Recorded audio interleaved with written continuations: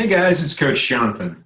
So today is Sharpen the Saw Day for me. And Sharpen the Saw Day is my day to feed mind, body, and soul. It's my day to dream, to prepare, to plan.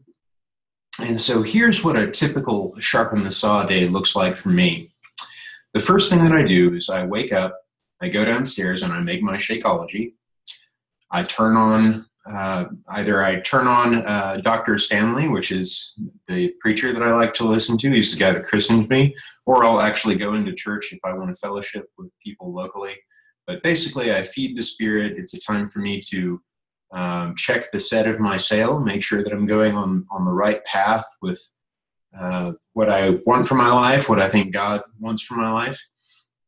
And then the next thing that I do after that is I work out. So if I'm here, it's pretty easy because I've watched Dr. Stanley and I'm already in my workout clothes and I can just pop in my workout and off I go. So if I'm not, then I'll leave church and I'll come home and change and work out, or I'll just bring my gym clothes with me and maybe go to the gym afterwards, depending on what I feel like doing. So after I do my workout, I'll come back home and I'll do some of my chore-related stuff, like take out the trash, clean the kitchen, and so on. And this is kind of a time to let my mind rest and just to kind of be mellow and ponder and think about what I want to accomplish in the coming week, and so on and so forth.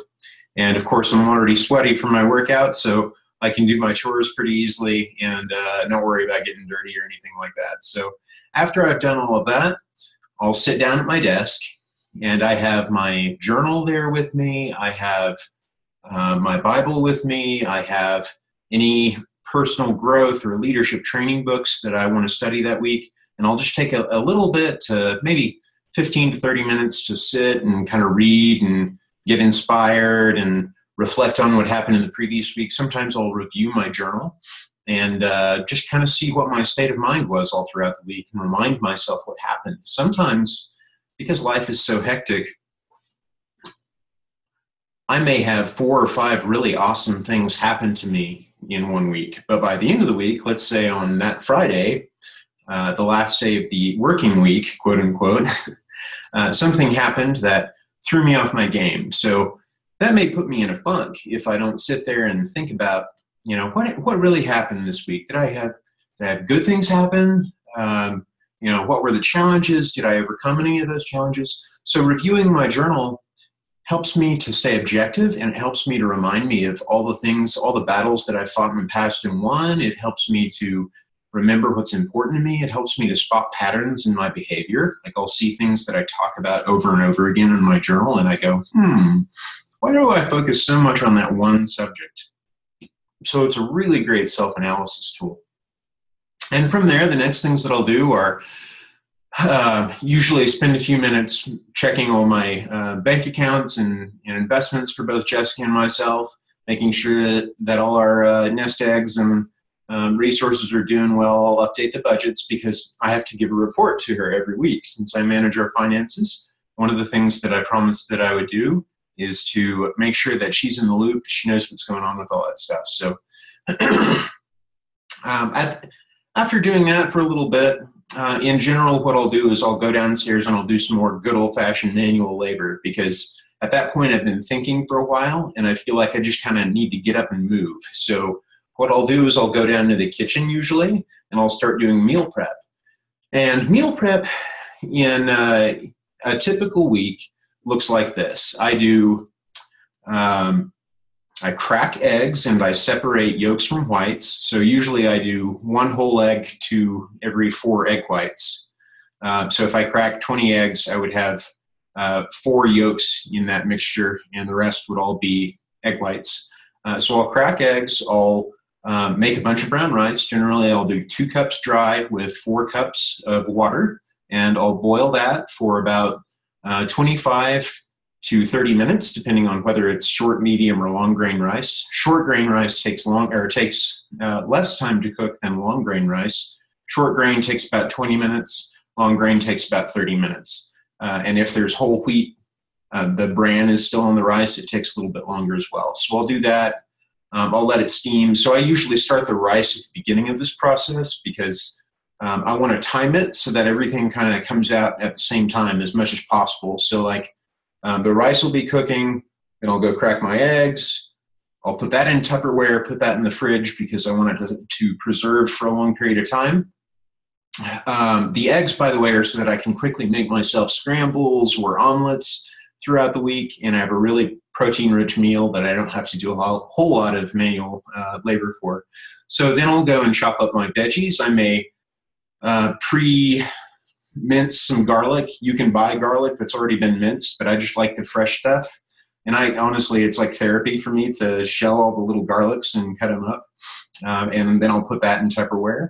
I'll get baby carrots, celery, broccoli stalks, and so on and so forth, a bunch of different things. And I'll just chop those up, rinse them, put them in Tupperware.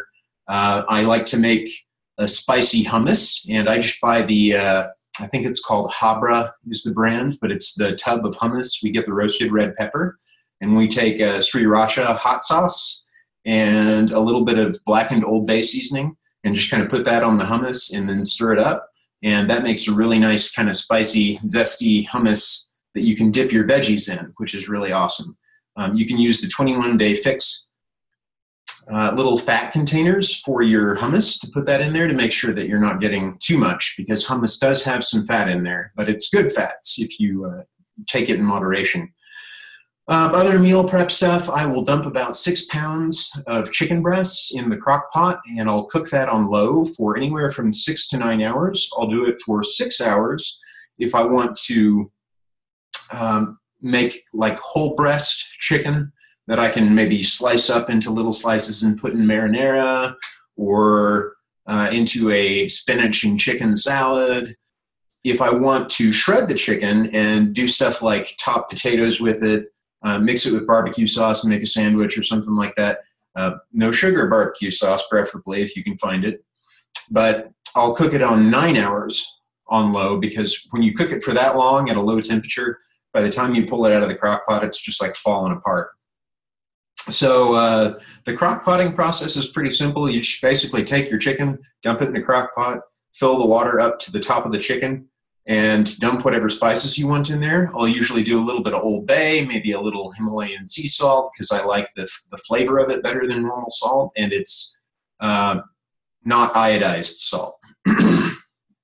So that's pretty much it for meal prep for the majority. That covers my eggs, my meats, my grains, my veggies, some healthy fats. I put all of that in Tupperware in the fridge, and I'm good to go. I'll also do Body Beast chili, which is super awesome. And I cook about 6 to 7 pounds of that at the time, because I can eat on that, and everyone in my household can eat on that for like 3 or 4 days for lunch and dinner, and we're good. It's awesome, very protein-rich meal. So for that, I just take 5 pounds of turkey, which I get in bulk at a, if you don't have a Sam's Club, maybe a Costco or whatever, any place that sells things in big bulk. And you basically just buy a giant thing of turkey, put it in there, let it brown, add some diced tomatoes, add onions, garlic, green peppers, pinto beans or black beans, whatever you want. You can look up the Body Beast beast chili recipe or ask me and I will give it to you. But you just let that kind of simmer and do its thing for about an hour, and you have a delicious chili recipe that you can eat by itself. You can top it on, or add a little bit of dry toast to it. It's really good. Just put a little on there, and you have basically an open-faced sloppy joe sandwich. You can put it on baked potatoes, and you have some great complex carbs in addition to your proteins. So it's an awesome meal. So after my meal prep, I'll then come back upstairs generally, and I will plan my week. And I have an Excel document that has a tab for each day. So I'll just go through and say, okay, what are my priorities for the week, first of all?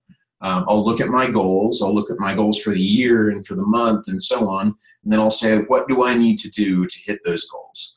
And I put that through Friday, typically, is how far I'll plan out. So I'll plan a week in advance. And after that, I will meet with my lovely spouse, Jessica, and we have our little spouse check-in is what we call it. And that's our time to give each other feedback, to just check in, see how the other one's doing emotionally, spiritually, physically, see if there's anything that we can do to be better spouses, give each other kudos for things that we really appreciate from one another, which is, both the feedback and the praise are awesome, of course. But it's nice to talk about these things with your spouse and to keep the communication alive, keep it meaningful. We'll also talk about our future plans and our goals and how we can support each other in those goals, and there's all kinds of really awesome stuff. So anyway, that's my Sharpen the Saw day in a nutshell. Please feel free to comment below with any questions that you have, down there under the video. You can always email me as well at coachjohn@wolfpackfit.com. I'll be happy to answer your questions. And of course, you can always talk to me in our free support group on Facebook, the Wolfpack Accountability Group. So thank you guys so much. Keep pushing, keep growing, never give up, never compromise your dreams or your values for short-term benefit. Think about the long game. Think about why you're doing the things that you're doing. Think about the people that are near and dear and close to you and what's really important to you on this earth and up above. So thanks, guys. I'll see you again next week, and I hope you have an awesome week in the meantime. Coach Sean signing out.